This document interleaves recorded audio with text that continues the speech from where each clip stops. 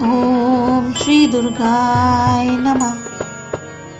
देवताओं द्वारा देवी की स्तुति, चंडमुंड के मुख से अंबिका के रूप की प्रशंसा सुनकर शुंभ का उनके पास दूत भेजना और दूत का निराश लौटना। विनियोग। इस उत्तर चरित्र के रुद्र ऋषि हैं, महासरस्वती देवता हैं, अनुष्टुप छंद हैं, भीमा शक्ति है, ब्राह्मणी बीज है, सूर्य तत्व है और सामवेद स्वरूप है। महासरस्वती की प्रसन्नता के लिए उत्तर चरित्र के पाठ में इसका विनियोग किया जाता है। जो अपने कर कमलों में घंटा, शूल, हल, शंख, मूसल, चक्र, धनुष और बाण धारण करती हैं, शरद ऋतु के शोभा संपन्न चंद्रमा के समान, जिनकी मनोहर कांति है, जो तीनों लोकों की आधारभूता और शुंभ आदि दैत्यों का नाश करने वाली हैं, तथा गौरी के शरीर से जिनका प्राकट्य हुआ है, उन महासरस्वती देवी का मैं निरंतर भजन करती हूँ। ऋषि कहते हैं, पूर्व काल में शुंभ और निशुंभ नामक असुरों ने अपने बल के घमंड में आकर शचीपति इंद्र के हाथ से तीनों लोकों का राज्य और यज्ञ भाग छीन लिए। वे ही दोनों सूर्य, चंद्रमा, कुबेर, यम और वरुण के अधिकार का भी उपयोग करने लगे। वायु और अग्नि का कार्य भी वे ही करने लगे।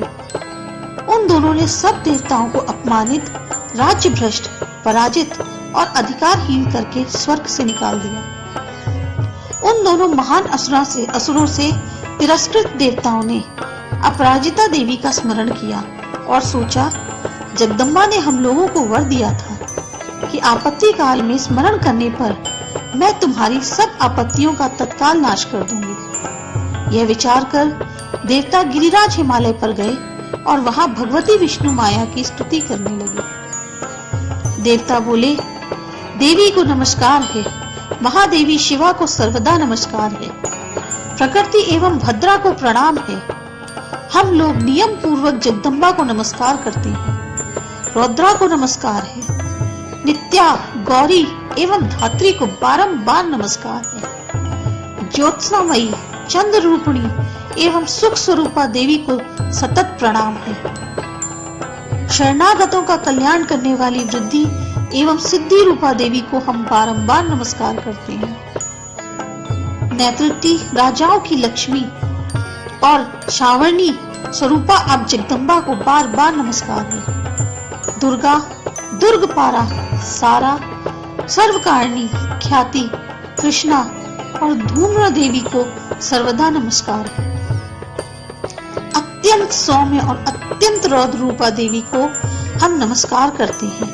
उन्हें हमारा बारंबार प्रणाम है। जगत की आधारभूताकृति देवी को बारंबार नमस्कार है। जो देवी सब प्राणियों में विष्णु माया के नाम से कही जाती है, उनको नमस्कार, उनको नमस्कार, उनको बारंबार नमस्कार है। जो देवी सब प्राणियों में चेतना कहलाती है, उनको नमस्कार, उनको नमस्कार, उनको बारंबार नमस्कार है। जो देवी प्राणियों में बुद्धि रूप से स्थित है, उनको नमस्कार, उनको नमस्कार, उनको बारंबार नमस्कार है। जो देवी सब प्राणियों में निद्रा रूप से स्थित है, उनको नमस्कार, उनको नमस्कार, उनको बारंबार नमस्कार है। जो देवी सब प्राणियों में क्षुधा रूप से स्थित है, उनको नमस्कार, उनको नमस्कार, उनको बारंबार नमस्कार है। जो देवी सब प्राणियों में छाया रूप से स्थित है, उनको नमस्कार, उनको नमस्कार, उनको बारंबार नमस्कार है। जो देवी सब प्राणियों में शक्ति रूप से स्थित है, उनको नमस्कार, उनको नमस्कार, उनको बारंबार नमस्कार है। जो देवी सब प्राणियों में तृष्णा रूप से स्थित है, उनको नमस्कार, उनको नमस्कार, उनको बारंबार नमस्कार है। जो देवी सब प्राणियों में शांति, क्षम रूप से स्थित है, उनको नमस्कार, उनको नमस्कार, उनको बारंबार नमस्कार है। जो देवी सब प्राणियों में जाति रूप से स्थित है, उनको नमस्कार, उनको नमस्कार, उनको बारंबार नमस्कार है। जो देवी सब प्राणियों में लज्जा रूप से स्थित है, उनको नमस्कार, उनको नमस्कार, उनको बारंबार नमस्कार है। जो देवी सब प्राणियों में शांति रूप से स्थित है, उनको नमस्कार, उनको नमस्कार, उनको बारंबार नमस्कार। जो देवी सब प्राणियों में श्रद्धा रूप से स्थित है, उनको नमस्कार, उनको नमस्कार, उनको बारंबार नमस्कार। जो देवी सब प्राणियों में कांति रूप से स्थित है, उनको नमस्कार, उनको नमस्कार, उनको बारंबार नमस्कार। जो देवी सब प्राणियों में लक्ष्मी रूप से स्थित है, उनको नमस्कार, उनको नमस्कार, उनको बारंबार नमस्कार। जो देवी सब प्राणियों में वृत्ति रूप से स्थित है, उनको नमस्कार, उनको नमस्कार, उनको बारंबार नमस्कार। जो देवी सब प्राणियों में स्मृति रूप से स्थित है, उनको नमस्कार, उनको नमस्कार, उनको बारंबार नमस्कार। जो देवी सब प्राणियों में दया रूप से स्थित है, उनको नमस्कार, उनको नमस्कार, उनको बारंबार नमस्कार। जो देवी सब प्राणियों में दया रूप से स्थित है, उनको नमस्कार, उनको नमस्कार, उनको बारंबार नमस्कार। जो देवी सब प्राणियों में तुष्टि रूप से स्थित है, उनको नमस्कार, उनको नमस्कार, उनको बारंबार नमस्कार। जो देवी सब प्राणियों में माता रूप से स्थित है, उनको नमस्कार, उनको नमस्कार, उनको बारंबार नमस्कार। जो देवी सब प्राणियों में भ्रांति रूप से स्थित है, उनको नमस्कार, उनको नमस्कार, उनको बारंबार नमस्कार। जो जीवों के इंद्र वर्गीय अधिष्ठी देवी एवं सब प्राणियों में सदा व्याप्त करने वाली हैं, उन व्याप्ति देवी को बारंबार नमस्कार है। जो देवी चैतन्य रूप से इस संपूर्ण जगत को व्याप्त करके स्थित हैं, उनको नमस्कार, उनको नमस्कार, उनको बारंबार नमस्कार है। पूर्व काल में अपने अभीष्ट की प्राप्ति होने से देवताओं ने जिनकी स्तुति की तथा देवराज इंद्र ने बहुत दिनों तक जिनका सेवन किया, वे कल्याण की साधन भूता ईश्वरी हमारा कल्याण और मंडल करें तथा सारी आपत्तियों का नाश कर डालें। उद्दंड दैत्यों से सताए हुए हम सभी देवता जिन परमेश्वरी को इस प्रकार नमस्कार करते हैं तथा जो भक्ति से विनम्र पुरुषों द्वारा स्मरण की जाने पर तत्काल ही संपूर्ण विपत्तियों का नाश कर देती हैं, वे जगदम्बा हमारा संकट दूर करें। ऋषि कहते हैं, राजन, इस प्रकार जब देवता स्तुति कर रहे थे, उस समय पार्वती देवी गंगा जी के जल में स्नान करने के लिए वहां आई। उन सुंदर भौं वाली भगवती ने देवताओं से पूछा, आप लोग यहाँ किसकी स्तुति करते हैं? तब उन्हीं के शरीर कोश से प्रकट हुई शिवा देवी बोली, शुंभ दैत्य से तिरस्कृत और युद्ध में निशुंभ से पराजित होकर यहाँ एकत्रित हुए ये समस्त देवता भी मेरी ही स्तुति कर रहे हैं। पार्वती जी के शरीर कोश से अंबिका का प्रादुर्भाव हुआ था, इसलिए वे समस्त लोगों की कौशिकी कही जाती हैं। कौशिकी के प्रकट होने के बाद पार्वती देवी का शरीर काले रंग का हो गया, अतः वे हिमालय पर रहने वाली कालिका देवी के नाम से विख्यात हुई। तदंतर शुंभ निशुंभ के भृत्य चंड मुंड वहां आए और उन्होंने परम मनोहर रूप धारण करने वाली अंबिका देवी जी को देखा। फिर वे शुंभ के पास जाकर बोले, महाराज, एक अत्यंत मनोहर स्त्री है जो अपने दिव्य कांति से हिमालय को प्रकाशित कर रही है। वैसा उत्तम रूप कभी किसी ने नहीं देखा होगा। असुरेश्वर, पता लगाइए वे देवी कौन है और उसे ले लीजिए।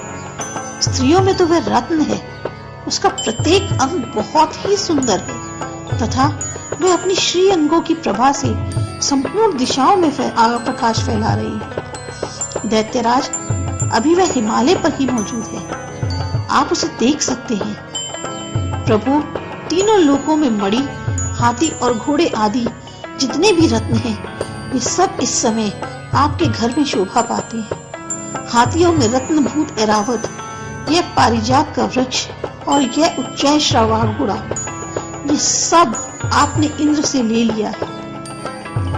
हंसों से जुटा हुआ यह विमान भी आपके आंगन में शोभा पाता है। यह रत्नभूत अद्भुत विमान जो पहले ब्रह्मा जी के पास था, अब आपके यहाँ लाया गया है। यह महापद्म नामक निधि आप कुबेर से छीन लाए हैं। समुद्र ने भी आपको किजलिकलनी नामक माला भेंट की है, जो केसरों से सुशोभित है और जिसके कमल भी कुमलाते नहीं हैं। सुवर्ण की वर्षा करने वाला वरुण छत्र भी आपके घर में शोभा पाता है, तथा यह श्रेष्ठ रथ जो पहले प्रजापति के अधिकार में था, अब आपके पास मौजूद है।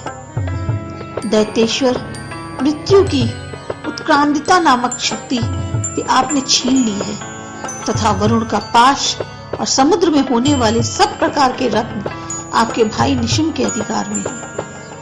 अग्नि ने भी स्वतः शुद्ध किए हुए 2 वस्त्र आपकी सेवा में अर्पित किए हैं। दैत्यराज, इस प्रकार सभी रत्न आपने एकत्र कर लिए हैं, फिर भी जो यह स्त्रियों में रत्न रूप कल्याणमयी देवी है, इसे आप क्यों नहीं अपने अधिकार में ले लेते? ऋषि कहते हैं, चंड मुंड का यह वचन सुनकर शुम्भ ने महादैत्य सुग्रीव को दूत बनाकर देवी के पास भेजा और कहा, तुम मेरी आज्ञा से उसके सामने ये बातें कहना और ऐसा उपाय करना जिससे प्रसन्न होकर वह शीघ्र ही यहाँ आ जाए। वह दूत पर्वत के अत्यंत रमणीय प्रदेश में जहाँ देवी मौजूद थी गया और मधुर वाणी में कोमल वचन बोला। दूत बोला, देवी, दैत्यराज शुम्भ इस समय तीनों लोकों के परमेश्वर हैं। मैं उन्हीं का भेजा हुआ दूत हूँ और यहाँ तुम्हारे ही पास आया हूँ। उनकी आज्ञा सदा सब देवता एक स्वर से मानते हैं, कोई उसका उल्लंघन नहीं कर सकता।